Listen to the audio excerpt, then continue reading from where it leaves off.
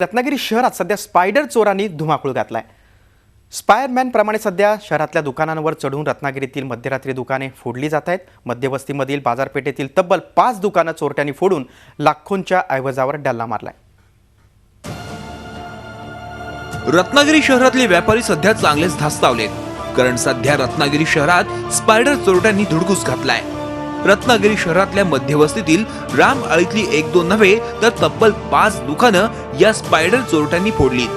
अत्यंत चिंचोळ्या भागातून दोरीच्या साहाय्याने हे स्पायडर चोरटे दुकानांच्या छतावर चढतात आणि मग दुकानाच्या छतावरून थेट दुकानात उतरतात आणि चोरी करून पसार होतात।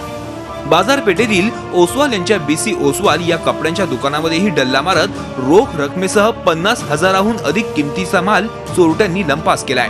मात्र त्यांच्या दुकानातील सीसीटीव्ही मध्ये हे चोरटे कैद झालेत।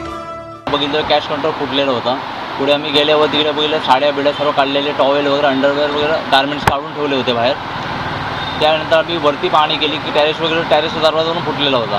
तेव्हा आम्ही ताबडतोब खाली येऊन सीसीटीव्ही कॅमेरा बघितले। त्याच्यात आम्हाला कळलं की 3 चोर वरनं आलेले आहेत आणि त्यांनी खाली प्रवेश करून कॅश सर्व कॅमेरा वगैरे सर्व बंद केले करण्याचा प्रयत्न केला, पण 2-3 कॅमेऱ्यात ते गावलेत, त्यांचं फुटेज गावलेले आपल्याला। आणि मग कॅश काउंटर वगैरे फोडून त्यातनं पैसे वगैरे नेऊन वरच्या मार्केटला परत बाहेर पडलेले आहेत। मालाची माझ्या इथून हार्डवेअर असल्यामुळे हेवी माल असल्यामुळे नेऊ शकले नाही, परंतु सुटी नाणी आणि रोख रक्कम आणि चांदीच्या ज्या काही वस्तू, चांदीची शिक्के आणि जी चांदीची बक्षीस होती मिळालेली ते ठेवली।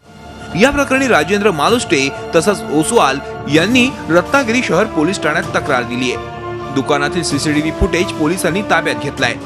एकूण 4,02,710 रुपये किमतीचा मुद्देमाल, कॅश व मुद्देमाल असा चोरीला गेलेला असून सीसीटीव्ही फुटेज प्राप्त झालेले आहेत। सदर सीसीटीव्ही फुटेजमध्ये 3 चोरटे इसम दिसत असून त्यावरून पुढील तपास चालू आहे।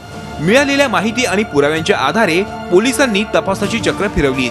मात्र लग्न सराईचा हंगाम असल्यानं लवकरात लवकर या चोरट्यांना जेरबंद करावं अशी मागणी नागरिक करतायत। प्रणव पोळेकर, झी मीडिया, रत्नागिरी। झी 24 तास रहा एक पाऊल पुढे।